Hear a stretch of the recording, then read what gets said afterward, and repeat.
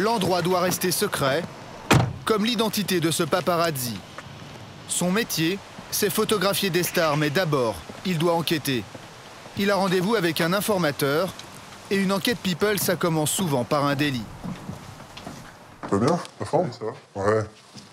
On s'installe. Donc là, j'ai prévu une petite liste. Son complice est employé d'un opérateur de téléphonie mobile. Sa mission, voler des informations confidentielles sur les stars du moment. Il y a 4 numéros actuellement qui sont tous actifs. Benjamin Castaldi, Laurence Ferrari, Laurent Baffy. Gérard Depardieu, Daniel Auteuil, Patrick Bruel. Bon. Les dames d'abord. Laurence Ferrari. Baffy. L'informateur du paparazzi se connecte directement sur la page internet réservée aux employés de l'opérateur. Un système de sécurité qui nécessite 3 mots de passe. Donc le dernier, c'est un mot de passe qui va se générer chaque minute, qui change tout le temps. Donc c'est vraiment les gens qui sont employés dans la société qui peuvent voir les informations. Tu peux dire en même temps. Donc date et lieu de naissance sur la recherche pour avoir le numéro d'appel. Je vais vous montrer, je tape Ferrari Laurence, né le 05 07 1966, dans le 73. Hop, donc je fais une petite recherche, et là je tombe sur plusieurs numéros. Alors, on va prendre le premier, donc Ferrari Laurence, voilà, je double-clique, et j'arrive sur une page d'information. Donc ça me permet, en consultant rapidement, d'avoir tout de suite des adresses. Ici, je te montre. Numéro de téléphone portable, adresses personnelles et professionnelles, des informations très précieuses pour un paparazzi. Voilà. Pour entamer éventuellement une filature, c'est bien d'avoir toutes les adresses, puisque voilà, certains people ont aussi plusieurs domiciles, donc on sait tout de suite où chercher sans se tromper. Pour vérifier qu'il ne s'agit pas d'un homonyme, il compose le numéro de la célèbre journaliste.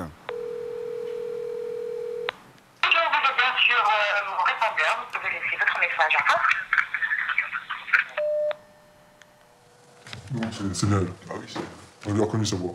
Le paparazzi continue de faire ses courses dans cette base de données de millions d'abonnés. Alors voilà, monsieur Auteuil, il y a 4 numéros actuellement qui sont tous actifs.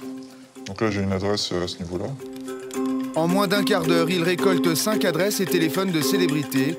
Ce sont justement ces informations strictement privées que les people veulent garder confidentielles. Alors j'ai une adresse, ça t'intéresse? Obtenir ces données confidentielles et les transmettre est illégal. Vous risquez quoi, là, concrètement, si jamais vos employeurs apprenaient que vous livrez à ce petit commerce? Dans la mesure où sur mon contrat, j'ai une clause de confidentialité, je peux très bien me retrouver licencié, hein, en fait. Il risque surtout 1 an de prison et 45 000 € d'amende pour vol et recel de secrets professionnels. Idem pour le paparazzi. Ces pratiques frauduleuses sont répandues dans le milieu de la presse people. Officiellement pourtant, elles n'existent pas. Et les journaux qui vous emploient savent que vous avez recours à des... Bien sûr qu'ils le savent, mais ils l'ignorent. Ils font exprès de l'ignorer. Et on parle d'espionnage de personnes, de vie privée, c'est totalement illégal. Donc pour eux, c'est impossible de pouvoir concilier ça dans une structure, une société comme Voici ou Closer.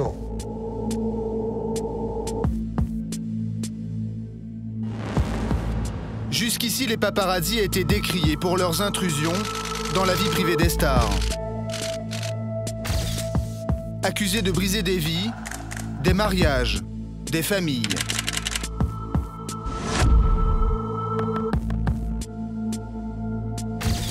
Hier les princesses, aujourd'hui les chefs d'État. Le business est devenu tellement juteux, la concurrence tellement forte que violer la loi est maintenant monnaie courante pour nombre d'entre eux. Méthode d'espionnage, informateurs occultes, corruption. Comment les paparazzis arrivent à nourrir la curiosité des lecteurs de la presse people? Leurs combines les mènent aussi à découvrir des scandales politiques que la presse dite sérieuse n'aurait pas osé publier.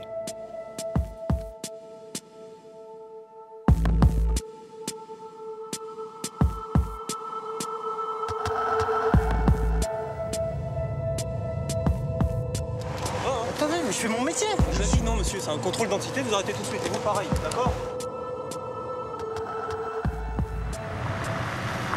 Contre quelques milliers d'euros, Jean-Claude Elfassi peut acheter beaucoup de secrets. Un photographe, un tantinet mégalomane qui ne cache pas son goût pour l'argent. Tu connais la formule magique du grand Elfassi, c'est qu'il ne sort pas de chez lui à moins de 30 000 euros. Aujourd'hui, la mission du grand Elfassi est particulièrement difficile. Il a décidé de paparazzer l'ex-patron de Microsoft, l'homme le plus riche de la planète. Bill Gates est en vacances à Paris avec femme, enfants et une douzaine de gardes du corps. Jusqu'ici, le milliardaire avait presque toujours échappé au paparazzi. Le piégé amuse Jean-Claude. C'est un coup international, donc c'est un coup qui rapporte et puis c'est amusant. C'est vrai qu'il y a une sécurité débordante, plus d'une centaine de personnes à son service et c'est amusant une fois de plus de prouver qu'il n'y a pas de sécurité qui peut protéger un type à 100%, quoi. Qu'il y a toujours des failles, qu'on peut shooter n'importe qui, n'importe quand, à partir du moment où on est bien renseigné. Jean-Claude est effectivement bien renseigné. Même les habitants de cette rue de Neuilly ne savent pas que Bill Gates est leur voisin. Il séjourne dans cet hôtel particulier avec ses employés et ses gardes du corps. Le bâtiment est équipé de caméras de vidéosurveillance. En voiture ou à pied, des agents de sécurité en civil quadrillent le quartier. Pour réussir son coup, Jean-Claude s'appuie sur plusieurs informateurs dans l'entourage du milliardaire. Le paparazzi a été directement contacté par un employé de Bill Gates. Il ne nous révélera jamais son identité. Je viens de recevoir un SMS qui me donne un lieu où aller récupérer des infos. Angle rue Gustave et rue Armenonville, il y a entre la rue et le périph', dans l'herbe, un lampadaire gris, écarte la goulotte, qui est le long du lampadaire, et puis voilà. Attention à toi. De peur d'être démasqué, l'informateur de Jean-Claude communique avec un téléphone sans abonnement et ne rencontre jamais le paparazzi. Parce qu'en fait, tu vois, à l'heure du téléphone portable, d'Internet, etc., en fait, rien n'est plus sûr que les bonnes vieilles méthodes, c'est-à-dire le papier qu'on cache quelque part. Parce que le reste, il peut y avoir des fuites, surtout avec Microsoft. Microsoft équipe les services de renseignement du FBI, de la CIA et de l'armée américaine. Jean-Claude est donc particulièrement sur ses gardes. Ça ressemble à un lampadaire gris, ça, hein? Alors, regarde, il manque les vis. Tiens, il y a ce que je veux là. Hop. On dirait que c'est pour moi, ça. C'est vraiment à l'ancienne, hein. C'est quoi ça? C'est le planning de Bill. Il s'agit en fait de la photocopie de l'agenda personnel de Bill Gates. L'informateur est donc très proche du businessman. Bon, alors là, qu'est-ce qu'on peut apprendre? On apprend que Bill et Melinda vont aller à Disneyland. Et puis là, ils vont aller au château de Versailles. Ouais, c'est intéressant. C'est intéressant. Sans de bons informateurs, t'es aveugle, donc il faut de bons informateurs, et puis après ça te facilite le travail, ça te facilite la vie, quoi. Ça vous coûte combien, là, ce genre de document? Ça me coûte 30% de ce que je vais gagner. Là, à l'heure qu'il est, ça me coûte rien. Si Jean-Claude Elfassi tire au moins 30 000 euros de cette opération comme il le prévoit, il devra reverser 10 000 euros à sa source. Quelques jours plus tard, Jean-Claude passe à l'action. Selon l'agenda récupéré, le milliardaire et sa famille doivent aller déjeuner dans les jardins du château de Versailles. Le paparazzi décide de planquer tout près de la résidence de Bill Gates. Quand je te dis très loin, tu vois, c'est loin. On est à quelle distance, là?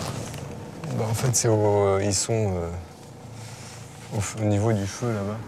Ils sont obligés de passer par cette intersection pour aller, pour partir, quoi.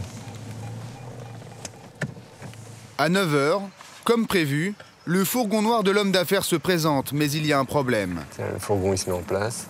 On va le croiser, ce compte van. Il va venir vers nous? Ouais.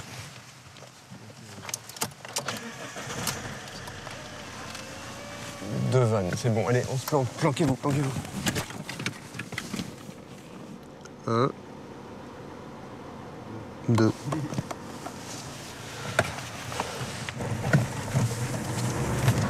La sécurité ne nous a pas vus.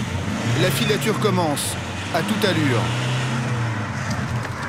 Jean-Claude avait de bonnes sources.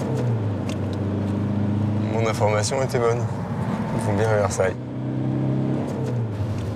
Pour ne pas être repéré, le paparazzi suit les 2 fourgons à bonne distance. Il n'hésite pas à brûler plusieurs feux rouges sous les yeux de la police. Oh, t'as la chance qu'il y avait le vieux qui l'occupait. Demeure de Marie-Antoinette et un hôtel du même nom. Le jardin du palace où doit déjeuner la famille Goetz est une propriété privée, fermée par une grille. Jean-Claude va passer par le parc public qui offre une vue directe sur la table de Bill Gates. Ouais, je crois que je les vois, ils sont là-bas. Rien d'illégal ici, Jean-Claude se régale. Ah, c'est super. Non.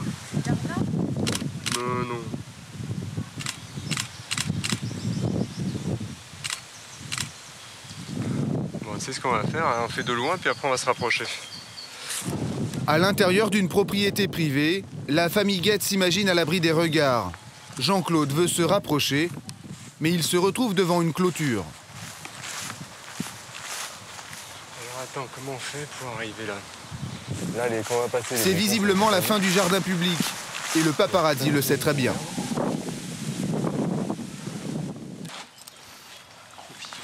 Filme pas ça, parce que c'est pas bon de passer des clôtures. C'est pas bon. Allez, arrête ton bordel, là. Non, arrête. Viens avec toi. Jean-Claude ne sait pas vraiment où il met les pieds. Son but, s'approcher à moins de 10 mètres de sa cible. Il s'invite discrètement au banquet de Bill Gates, ici avec sa femme et ses enfants.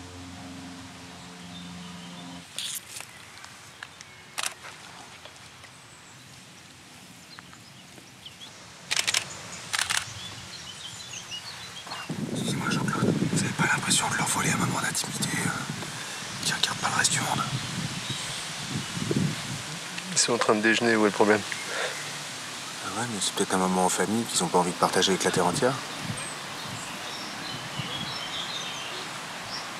Vous pensez pas? T'es venu pour me donner des leçons, là? Non, je pose la question. Ah bon. Tu me poses des questions, plus des états d'âme, machin. Qu'est-ce que j'en ai à foutre de tes états d'âme? Là, je suis en train de shooter des... Une dizaine de minutes ont suffi au photographe pour prendre une trentaine de clichés. Vous prenez vraiment des risques de vous faire repérer là? Bah oui. Dès que tu shootes, c'est que t'es à découvert, les gars. La femme du businessman finit par remarquer le photographe. Qu'est-ce qui se passe? On est repéré. Le paparazzi préfère éviter les ennuis. Il retourne immédiatement vers la zone publique. Pour ceux qui sont en colère là, qui s'est fait avoir. Ouais, ils ont l'habitude. Les gardes du corps interviennent rapidement. La famille Goetz s'est réfugiée à l'intérieur du palace. Et c'est la secrétaire particulière de l'homme d'affaires et son agent de sécurité privé qui s'approchent. Le ton monte immédiatement. Vous êtes en train de prendre des gens dans la vie privée, donc Oui, alors, je fais ça toute la journée, moi. je vous demande pas si vous faites ça toute la journée. Bon, bah alors vous ne me demandez rien, je sais pas, il y a de l'espace ici, non? Toi, tu me regardes bien, là, petit. Parce que quand je te retrouve tout seul, je te démonte la gueule en 3 minutes. Et là, t'auras pas l'air... Alors là, ça, c'est des menaces, ok? Quand t'as 92 kilos de muscles qui vont tomber sur la gueule, on va voir si je suis On est comique. impressionné, ouais. La secrétaire de Bill Gates demande à son garde du corps de s'éloigner et cherche à savoir qui dans son équipe a rompu le secret. Allez, dites-moi d'où viennent ces informations. Your mother, but don't tell her. Oh, that's not nice. C'est pas gentil. C'est pas gentil. Non? I can't tell you. Vous pouvez vraiment pas me le dire? Maybe $1 million, ok, I tell you. Tout ce qu'ils font, c'est passer un moment en famille. Et là, ils vous ont vu, cachés dans les buissons, en train de faire des photos. Vous leur avez gâché leur journée. Ok. Donc eux nous ont envoyés pour vérifier que vous n'étiez pas une menace pour eux. Leur journée est foutue. No, he used to. He used to have the Absolument pas, no? non. Grâce à leurs informateurs, les paparazzis arrivent toujours à être au bon endroit, au bon moment, même au bout du monde, à Saint-Martin ou aux Seychelles. Pour savoir où se cachent les people, les paparazzis ont un secret. Un photographe a accepté qu'on l'accompagne pour son premier rendez-vous avec une source stratégique dans le plus grand aéroport français. J'ai rendez-vous avec un personnel d'Air France qui a accès au vol, aux réservations, et qui va pouvoir me renseigner sur tous les départs ou toutes les arrivées à Roissy-Charles de Gaulle. Grâce à cet informateur, le paparazzi saura en temps réel qui voyage, avec qui et pour quelle destination. Les vacances de stars, les adultères, les voyages de noces, la presse people en raffole, et c'est souvent à l'aéroport que ça commence. Le paparazzi cherche un indique depuis plusieurs mois, depuis que son dernier informateur a changé de poste. C'est extraordinaire parce que c'est difficile à avoir et que d'avoir un informateur comme ça, il faut le bichonner parce que ça permet de faire des bons coups. C'est un ami commun qui les a mis en relation. Bonjour. Ça va? Ouais. Romain. Bonjour. Ça va? Une hôtesse d'Air France se présente juste avant de prendre son service. C'est gentil d'être venu. Hein. Merci. Dis-moi, première petite question, tu l'as déjà fait ça ou pas? Pour personne, tu l'as jamais rencontré de paparazzi ou jamais? Non, jamais. Comment ça me fait rire? C'est marrant. C'est marrant de pister les gens. Ouais. C'est marrant. Les autres compagnies comme Swissair ou British Airways, t'as accès ou pas? Quelquefois. Quelquefois? Ouais. Est-ce qu'il y a les Seychelles, Maldives, ça tu peux avoir? Il y a Air Mauritius. Oui, ça tu peux avoir ça. Castaldi a arrêté son émission et il devrait partir en vacances prochainement. Ça c'est bien parce qu'il va partir avec sa chérie et il va se marier avec elle bientôt. S'il part, il part d'ici. Ah ben voilà. Et hier j'avais 2 heures de temps libre et j'ai eu le temps d'éplucher tous les vols. D'accord. Et New York et Los Angeles, il y a toujours quelque part. L'hôtesse peut renseigner le photographe sur tous les vols d'Air France, mais aussi de 4 autres compagnies étrangères. Elle veut même introduire une collègue dans la boucle, une autre hôtesse, qui peut fournir les heures de départ et d'arrivée des jets privés. J'ai une amie qui travaille au budget, qui est c'est des jets. Elle est basée là-bas. Elle a tous les horaires. Là, il y a du lourd, là. Et alors, Brad Pitt, ils ont leur avion, ils ont un avion. Ouais. Enfin, je te donne l'immatriculation de l'avion. Reste à convenir des conditions financières de leur collaboration. Quand tu donnes une info, on fait la photo.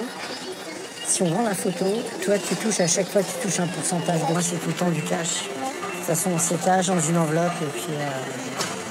Affaire conclue, le paparazzi et l'hôtesse de l'air entament leur collaboration secrète, sous les meilleurs auspices.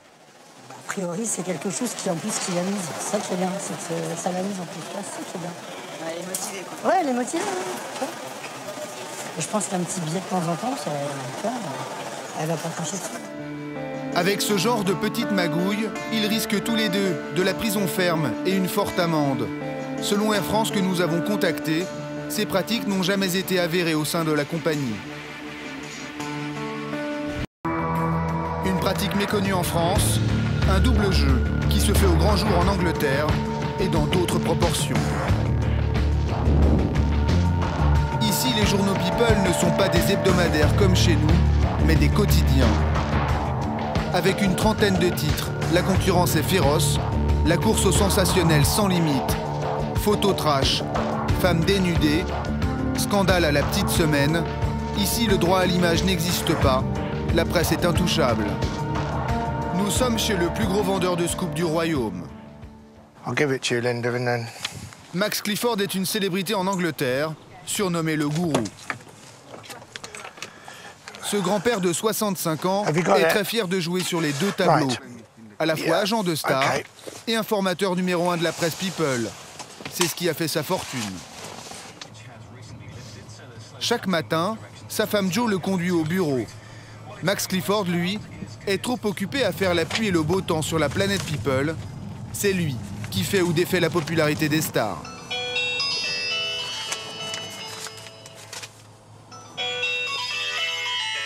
Le téléphone sonne sans cesse.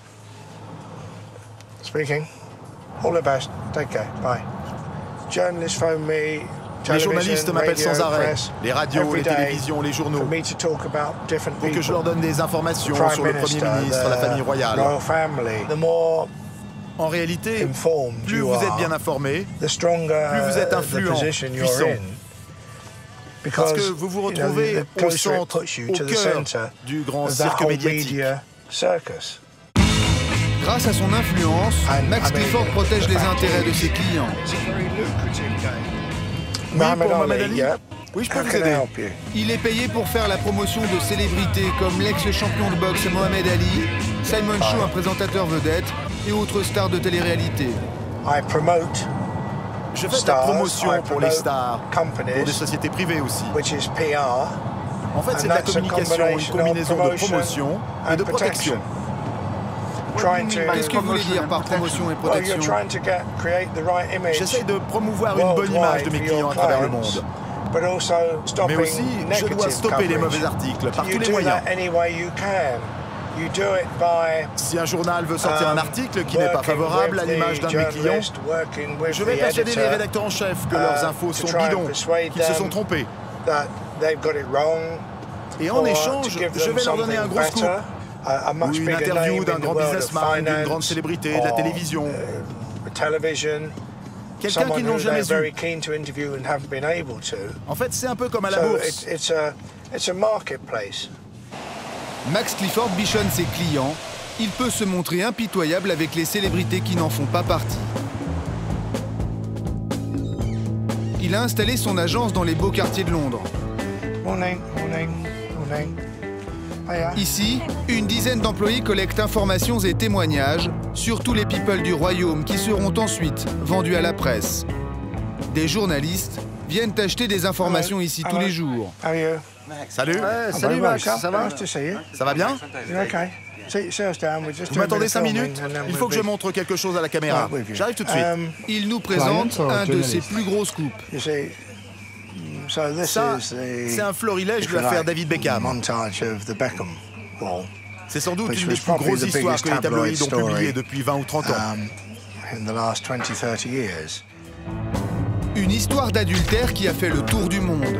Le footballeur anglais aurait trompé sa femme avec une certaine Rebecca Luce. La jeune femme a ensuite vendu le récit de ses ébats amoureux à tous les tabloïds et gagné des sommes astronomiques grâce à Max Clifford. Ça, c'est une page spéciale qu'avait fait le Daily Mirror sur les retombées financières de cette histoire pour Rebecca Luce. Rebecca Luce a gagné au total plus de 700 000 livres sterling. Et vous? Ah, moi, je prends un pourcentage. Je prends toujours 20% sur la vente d'une histoire. Quant à David Beckham, lui, c'est une star de premier plan, un grand garçon. Il est parfaitement conscient que s'il a des aventures, la presse le saura forcément. C'est sa responsabilité. C'est pas celle de Max Clifford. L'adultère, un gros business pour Max Clifford. Ses trophées en témoignent. Les secrets de la maîtresse du chanteur Robbie Williams, l'improbable homosexualité du prince Charles, le chef d'état-major des armées, filmé en caméra cachée, en train de tromper sa femme.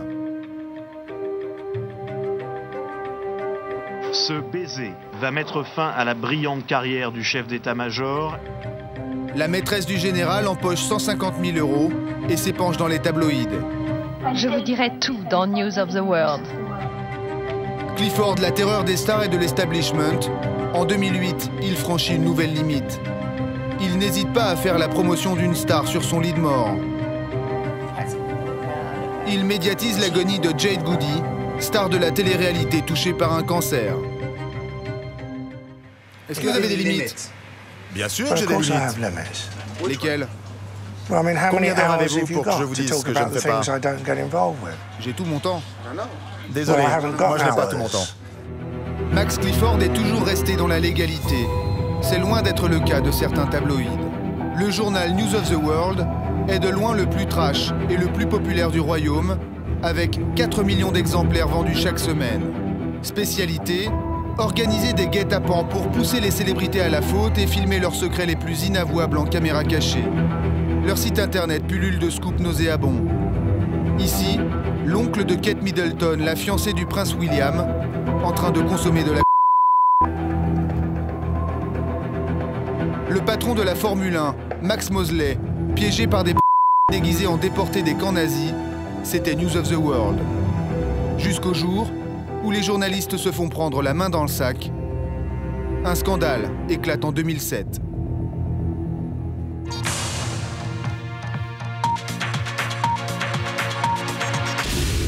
The royal editor of the News of the World, Clive Goodman, is still being questioned by police over claims that aides to the royal family had their mobile phones hacked into. L'Angleterre découvre que même la famille royale n'est pas à l'abri des méthodes d'espionnage illégales de la presse à scandale. Le journaliste de News of the World risque la prison. C'est une première. Un cadre de la rédaction, le journaliste Clive Goodman est condamné à 4 mois de prison ferme pour avoir piraté à 600 reprises les messageries vocales des princes Charles, William et Harry. Le journaliste avait même engagé un détective privé, Glenn Mulcair, pour enregistrer les secrets d'alcôve. Il est lui aussi incarcéré. Le très sérieux quotidien Le Guardian a mené une longue enquête sur les méthodes illicites du tabloïd. Le reporter Nick Davis révèle comment journalistes Peoples et détectives privés soudoyaient les employés des opérateurs téléphoniques, les fonctionnaires de la sécurité sociale et même de la police. Des pratiques qui apparaissent dans la comptabilité du journal.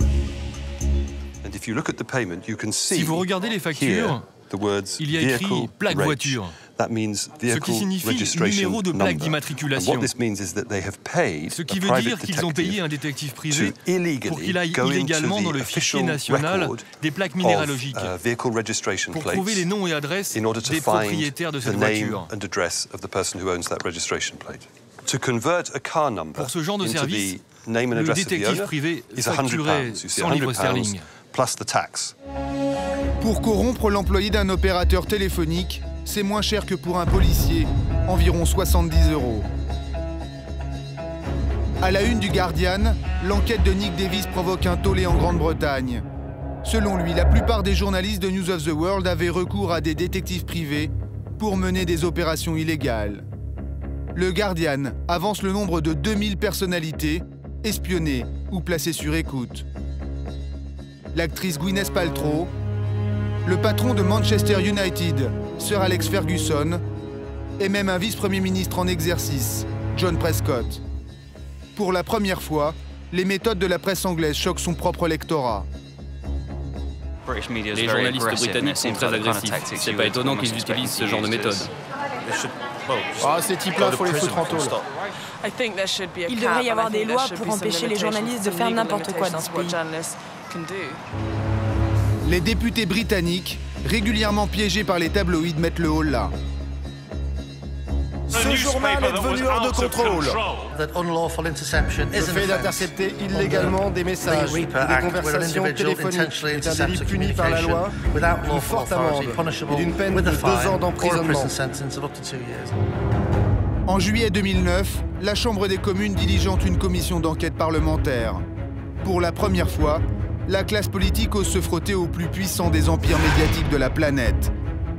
News Corporation, c'est 60% de la presse anglaise, 42 journaux de par le monde, 36 chaînes de télévision et même Hollywood avec les productions Century Fox. Le Big Boss, Rupert Murdoch, est soupçonné d'avoir voulu étouffer le scandale. J'ai découvert au cours de mon enquête que ces 12 derniers mois, News of the World a payé plus d'1 million de livres à 3 personnes qui avaient poursuivi le journal pour piratage de leur téléphone portable. Et ils avaient toutes les preuves de cela. Et au lieu de dire publiquement à la justice et au Parlement qu'ils n'avaient pas dit toute la vérité, le journal a préféré payer à ces personnes une forte somme d'argent pour qu'ils acceptent de signer un accord secret et de ne jamais en parler. En fait, ils ont étouffé toute l'affaire. Lorsque l'affaire des écoutes de la famille royale éclate, News Corporation assure que c'est un cas isolé, entre un journaliste voyou et un détective prêt à tout. Devant la commission d'enquête parlementaire, le journaliste du Guardian prouve que ces pratiques illégales étaient monnaie courante dans le journal. Nous avons un certain nombre de questions à vous poser. Vous voulez voir les preuves, oui ou non? C'est à vous de voir. Je voudrais d'abord vous transmettre la copie d'un email. Cet email est la retranscription dactylographiée de 35 messages piratés par le détective privé dans les téléphones portables de Gordon Taylor, le président de la Fédération anglaise de football, et Joe Armstrong, son avocat.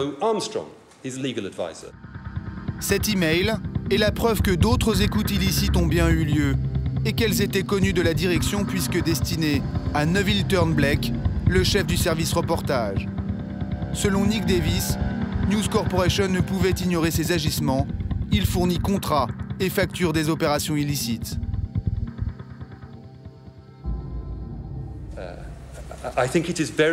Il est vraiment très difficile, voire impossible, de ne pas conclure que News Corporation a couvert les agissements de ces journalistes et de ces détectives qui enfreignaient la loi. La semaine suivante, le directeur du journal, Stuart Kuttner, passe sur le grill. Les parlementaires tiennent leur revanche sur ce journal qui les a si longtemps malmenés. Les rôles ont changé. L'ex-rédacteur en chef, Andy Coulson, est à son tour sous le feu des critiques. Bonjour Andy. La dernière fois qu'on s'est parlé, j'étais l'invité surprise de votre journal. Je suis très content de vous voir ici aujourd'hui. Oui, bonjour. Monsieur Kuttner, est-ce que vous avez déjà vu ce document? Vous reconnaissez ça? Oui, ça ressemble à une facture. Le directeur du journal est responsable de la comptabilité, c'est lui qui vise le paiement des informateurs. Vous autorisiez ce genre de paiement? Écoutez, ça dépend si ces informations sont obtenues légalement ou non. Vos informations étaient obtenues illégalement, grâce à des fonctionnaires de police corrompus. Étiez-vous au courant de ces paiements, monsieur? Pas spécialement, non. Les deux dirigeants nient en bloc et disent n'être au courant de rien, même quand on leur met leur propre journal sous le nez. C'est quand même incroyable. Vous êtes rédacteur en chef du journal. Vous reproduisez les 4 messages qu'un prince dépose sur le téléphone d'un autre prince.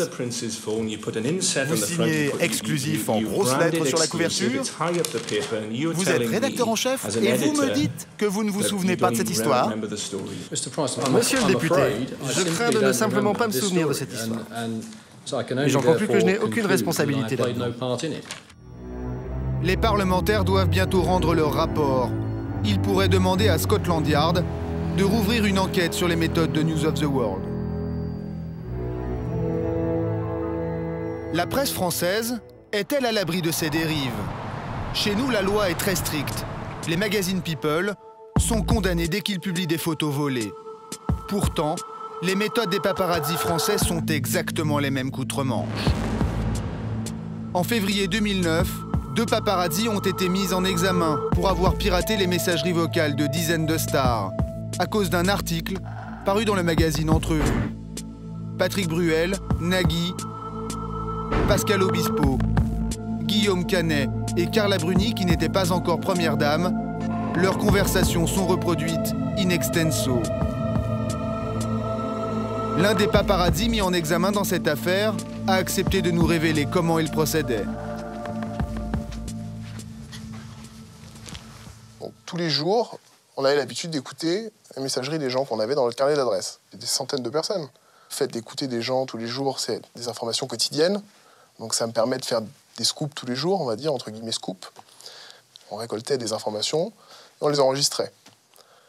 On a d'abord vendu un sujet à Public, qui était Guillaume Canet avec Carla Bruni. Guillaume Canet avait des messages de Carla Bruni, et Carla Bruni, sur son répondeur, avait également des messages de Guillaume Canet.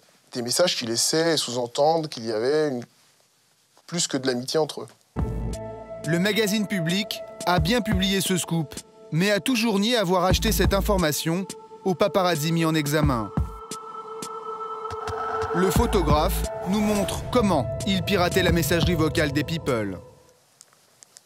J'appelle une personne de la télé-réalité qui est monsieur le bachelor. Pour aller sur une messagerie, en l'occurrence Orange, on fait un numéro qui est le 06 08 08 08, qui permet d'arriver directement à la messagerie de la personne. Le paparazzi prétend que chaque opérateur téléphonique attribuerait un code d'accès par défaut identique à tous ses abonnés. Messagerie vocale Orange, bonjour. Pour accéder directement à votre messagerie vocale, faites le dièse. Sinon, veuillez composer votre numéro Orange et terminer par dièse. On compose le numéro de la personne, en l'occurrence le bachelor. Veuillez composer votre code secret et terminer par dièse. C'est là où tout se joue. Et là, je compose son code par défaut qui est pour Orange 1 et dièse. On arrive directement sur sa messagerie. Vous avez 2 messages sauvegardés. Pour les consulter, faites le 1. On va consulter. Message reçu mercredi 4 à 18h33. Fin des messages. Donc voilà, vous avez écouté le messagerie. Ah, mais c'est un jeu d'enfant. Plus rien de la vie privée des stars n'échappe aux paparazzi. Tous les moyens sont bons, même s'ils sont illégaux. Ils ont des complices, comme cet employé d'opérateur de téléphonie mobile, que nous retrouvons en compagnie d'un paparazzi. Bon, c'est plutôt pas mal quand même, hein, parce qu'on a la totale sur Laurence Ferrari. Le paparazzi ne se contente pas de faire des photos volées. Il revend aussi ses données confidentielles à certains journaux People. Mais avant de livrer ces informations, il doit maintenant aller vérifier sur le terrain. D'abord Laurence Ferrari.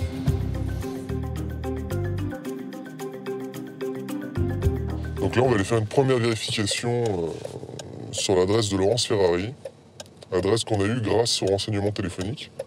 Une fois sur deux, c'est la bonne. C'est un secret pour personne. Laurence Ferrari, il y a très peu de temps, a changé de vie, hein, changé d'homme. Donc, elle s'est forcément resituée quelque part, et donc on espère trouver sa nouvelle adresse. Il se rend tout simplement à l'adresse correspondant au numéro de téléphone. Prise du 20h se montre. Et au bout d'une heure, ça bouge. Tiens, regarde le mec, il est là, sur la terrasse. Le nouveau mari de la star apparaît au balcon. La source a l'air bonne, l'information a l'air bonne, donc a priori, c'est la bonne maison.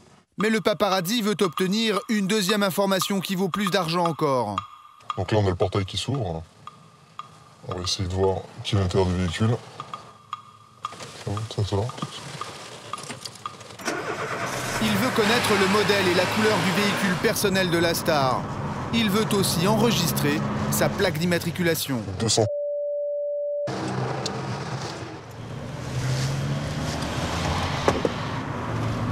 C'est quoi l'intérêt de connaître la plaque d'immatriculation? Pour pouvoir la fournir aux magazines People, aux agences ou aux paparazzi pour qu'eux puissent faire des planques derrière. Le deal, c'est de vendre des informations fiables à 100%. Alors pour s'assurer que cette voiture noire est bien celle de Laurence Ferrari, il demande à un complice policier de vérifier illégalement dans le fichier national des cartes grises. Les informations, on peut les avoir uniquement que par des policiers. Donc ça, il n'y a pas d'autre source, c'est la seule, c'est l'unique. Allô? Oui. Ouais, je te dérange pas, tu me dis, hein, si t'es en train de bosser, je te rappelle plus tard. Hein. Non, je t'avais avec ça. J'avais besoin en fait pour une plaque d'immat. Tu crois que tu peux m'avoir ça, toi, ou pas? Tu peux essayer, ouais? Tu peux m'envoyer par SMS ou pas? Ouais, je peux te l'envoyer par SMS, ouais. Ouais. Ça marche. Ouais, d'accord. Je te l'envoie tout de suite, là. Ouais, merci. Hein. Je te remercie. Hein. Allez, à plus. À plus, ciao. Donc là, je vais composer la plaque. Hop, et voilà. C'est parti. 2 heures plus tard, le policier adresse sa réponse par SMS au paparazzi. Donc comme on peut voir, en fait, donc là, en fait, j'ai la confirmation. Donc c'était bien une classe A noire, avec l'adresse de Laurence Ferrari. Donc lui me redonne son nom, vu qu'il ne l'avait pas. Hein. Jamais, alors je donne les noms, parce que bon, je suis obligé de les tester un petit peu aussi, au niveau de leurs informations. Donc voilà, j'ai vraiment tout ce qui m'intéresse. La confirmation qu'elle est bien déclarée sur sa voiture, à tel domicile. Le policier qui le renseigne risque la révocation, un risque chèrement payé. Le problème, c'est que dès qu'on commence à taper dans les têtes d'affiche, donc les people, même les policiers sont gourmands, donc eux augmentent terriblement, la note devient très salée, donc là on va tourner pour une plaque d'immatriculation à 200 € l'info, donc c'est comme ça. Le paparazzi enquête sur les stars comme un policier enquête sur un criminel. Il revend ensuite ces informations illégalement obtenues à certains journaux People. Photographes, informateur, mais pas seulement. Donc en fait, je suis paparazzi, je suis journaliste, donc j'ai la carte de presse. Le journaliste nous révèle sa troisième activité. Et j'ai aussi un récépissé, donc un agrément préfectoral, en tant que détective privé. Un détective privé, un informateur précieux pour un journal à scandale. Un métier qui lui a permis de tisser un réseau privilégié. Voilà, un scoop, il faut l'avoir tout de suite. Enfin, je veux dire, il faut pouvoir se mettre dans la demi-heure ou dans l'heure tout de suite sur l'affaire. Donc dans ce cas-là, voilà, on fait appel à mes services pour avoir les informations le plus rapidement possible. Donc là, je vais vous montrer en fait les quelques informations que je garde dans mon PC portable. Sur son ordinateur, les informations commandées récemment par quelques magazines People. Une cinquantaine de célébrités avec adresse, plaque d'immatriculation, marque et couleur du véhicule et même numéro de téléphone portable. Très peu d'informations que je garde. Hein. Tout est effacé au fur et à mesure. Je peux toujours craindre une perquisition et la saisie de mon PC portable. Et vu ce qu'il y a dessus, moi je pourrais faire un petit stage en prison. Ouais. Vol et recel de secrets professionnels, corruption de fonctionnaires, c'est au minimum 1 an de prison ferme. Il travaille pour la plupart des magazines People. Parmi eux, le journal Voici. Alors ces employeurs connaissent-ils vraiment ces méthodes? Est-ce que vous savez toujours si les paparazzis n'ont pas enfreint la loi pour justement avoir un certain nombre d'informations? Est-ce que c'est interdit d'avoir des informateurs?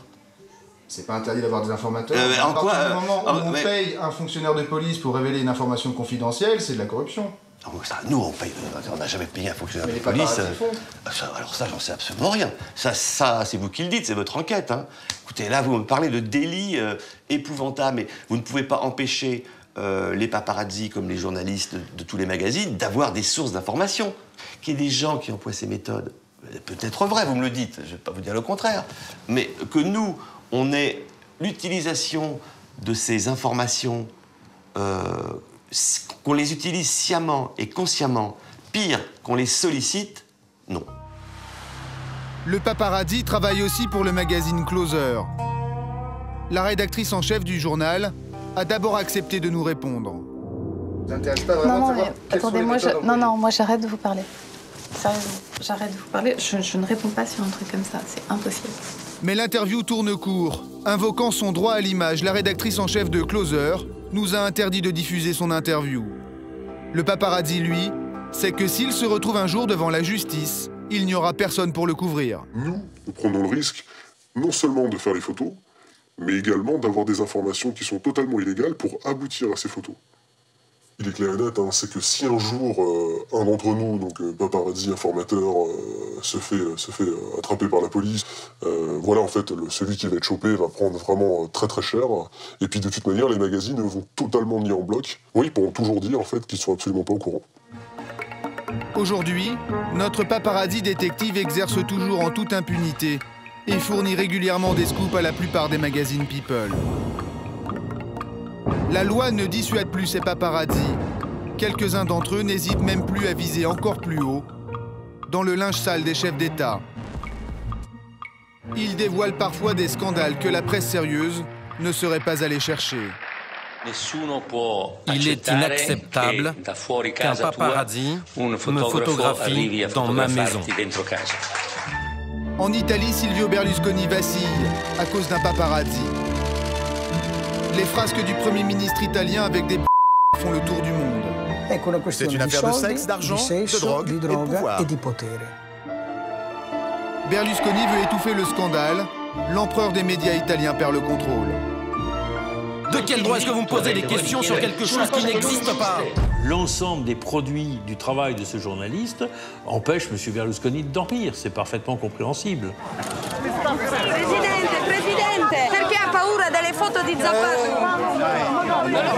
Presidente, perché ha paura? Jamais l'intimité d'un chef d'État n'avait été à ce point étalée dans la presse. Tout ça à cause d'un seul homme. Antonello Zapadou est devenu le paparazzi le plus célèbre d'Italie. Il est surtout le cauchemar de l'homme le plus riche et le plus puissant du pays. Allez, on y va. On va chez Berlusconi. Nous sommes sur la route de Porto Rotondo, en Sardaigne. La station balnéaire des milliardaires, le lieu de villégiature du président du Conseil italien, dont le paparazzi connaît très bien l'adresse. Si. Regarde, cette maison très très haute, c'est à Berlusconi. Regarde. Là, c'est celle-là. La plus haute. Bon, faut pas rester ici. Et toi, t'étais où pour faire les photos? Moi, j'étais en face, dans la forêt.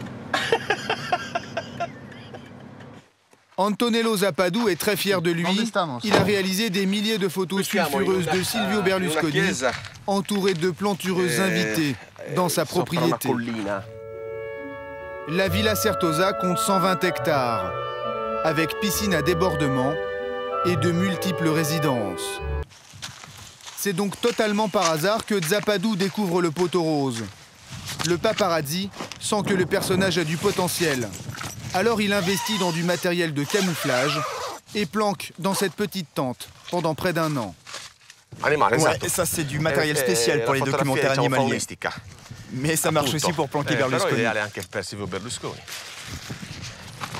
Il investit également dans un puissant téléobjectif d'une portée de 600 mètres. Et pour compléter l'embuscade, un filet de camouflage. Ne reste plus qu'à attendre les invités de Silvio Berlusconi, qui sont plutôt nombreuses. Il y avait des filles partout, dans le parc, au bord de la piscine, sous la douche. Elles étaient presque toujours seins nus. Et de temps en temps, on venait les chercher en petite voiturette pour aller dans la résidence du président du conseil, pour le déjeuner, le dîner ou je ne sais quoi d'autre.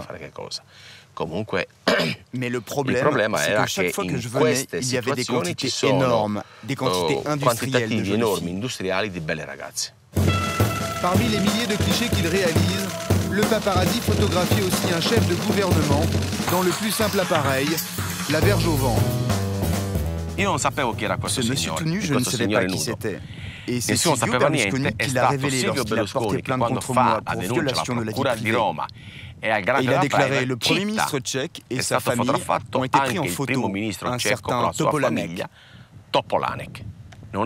Évidemment, il n'était pas du tout en famille, mais avec une maîtresse. Ce qui est sûr, c'est que l'amitié entre Berlusconi et Topolanek en a pris un sacré. La photo du Premier ministre tchèque Topolanek alimente la rubrique scandale dans son pays. Mais rien ne sort en Italie. Berlusconi demande à la justice d'interdire la publication des photos de Zapadou.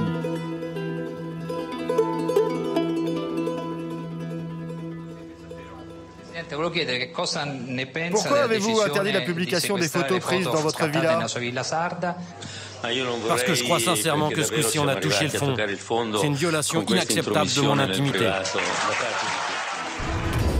Berlusconi dit vouloir défendre sa vie privée, alors il contre-attaque. Les photos scandaleuses sont censurées. Les journaux qui échappent à son contrôle, comme la Repubblica, il les attaque en diffamation. Car ces images intéressent la presse nationale. Ezio Mauro est le patron de ce journal italien, le premier à voir dans cette histoire une affaire d'État. Un homme politique doit répondre publiquement de ses comportements privés quand il crée des problèmes institutionnels. Toute cette histoire, c'est comme les poupées russes. On trouve un scandale, et puis à l'intérieur, on en trouve un autre, et encore un autre. Effectivement, le paparazzi n'est pas au bout de ses surprises. Ce qu'il va découvrir, c'est que Berlusconi organisait parfois ses petites fiestas aux frais du contribuable italien. C'est un endroit stratégique ici. Oui, là nous sommes à l'aéroport de la Costa Smeralda. C'est là qu'arrive Berlusconi quand il vient dans sa villa. Son avion s'arrête juste à côté des Canadair, là. Regardez. Et moi, je me postais à gauche, entre la petite cabane rouge et les arbres. Il fallait que j'arrive au moins 2 heures avant l'avion pour ne pas être repéré par les services de sécurité. En plus, il y avait des snipers qui étaient postés sur la tour de contrôle. Alors je restais bien planqué et j'attendais que l'avion de Berlusconi arrive. Silvio Berlusconi n'arrivait pas toujours avec son jet privé, mais avec l'avion présidentiel. Les passagers sont alors des groupes de musique, des danseuses de flamenco et toujours des dizaines de jolies jeunes filles. Lorsque les photos sont publiées, ça fait scandale. Parce que l'Italie se rend compte qu'un avion d'État sert à transporter du personnel pour le divertissement du président du Conseil. Une fois publiée dans la presse, l'affaire de l'avion présidentiel dévoile un autre scandale plus explosif encore. C'est une fois de plus par hasard que le paparazzi photographie sur le tarmac de l'aéroport un homme particulièrement sulfureux. Antonio Tarantini, poursuivi par la justice italienne pour corruption, trafic de drogue et Tarantini, l'homme qui recrutait des pour animer les soirées de Silvio Berlusconi. Le président du Conseil italien n'a pas le pouvoir d'empêcher la presse internationale de s'intéresser à ces phrases. Miguel Mora, correspondant du quotidien espagnol El País, est le premier à publier les sulfureuses images sur le site internet du journal. On a eu 13 millions de visites, dont 2 800 000 Italiens. C'est le record absolu du journal. Si le Premier ministre français, allemand, espagnol, avait des relations avec un homme qui achète de la en grande quantité, qui recrute des pour organiser des fêtes dans la résidence du chef de l'État, qu'est-ce qui se passerait en France, en Allemagne ou en Espagne? Mais ici, les journalistes ont peur de diffuser ces photos, parce que Berlusconi a décrété que c'était illégal. Et nous, on a décidé de les publier, parce que c'est un combat démocratique. Les photos d'un paparazzi érigé en symbole de la liberté de la presse, une première mondiale. Berlusconi veut étouffer le scandale. Pourtant, plus de 4500 journaux et 200 télévisions relaient ses déboires à travers le monde. Acculé, Berlusconi contre-attaque et poursuit la presse étrangère en diffamation, du jamais vu. La chaîne anglaise Sky News, le très sérieux Times, El País et un grand hebdomadaire français, le Nouvel Observateur. En France, Bernard Cahen est l'avocat de Berlusconi. Il dénonce la pipolisation de la presse dite sérieuse. J'assigne le Nouvel Obs, comme en d'autres temps, pour d'autres personnes, j'ai assigné des journaux comme Voici, Gala ou autres, ou Closer.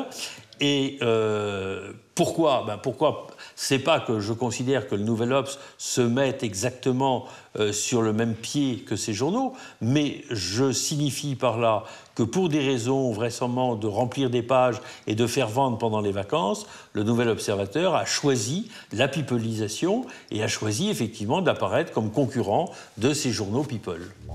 Selon lui, il s'agit d'un scandale People créé de toutes pièces par les photos volées du paparazzi sarde. Les méthodes de ce photographe sont des méthodes condamnables et sont des méthodes qui, effectivement, constituent une menace parce qu'elles mettent en cause l'équilibre de M. Berlusconi, certainement, qui se voit poursuivi par toute la presse sur des faits qui relèvent complètement de sa vie privée et qui n'ont pas, à mon sens, de conséquences sur la vie politique italienne. En France, on n'en est pas là, du moins pas encore. Pourtant, les politiques flirtent de plus en plus avec la presse People, des rapports ambigus qui pourraient un jour se retourner contre eux. Chaque semaine, 1 300 000 lecteurs en demandent toujours plus. Alors les paparazzis ne sont pas prêts de s'embarrasser avec l'éthique, la pudeur ou le code pénal.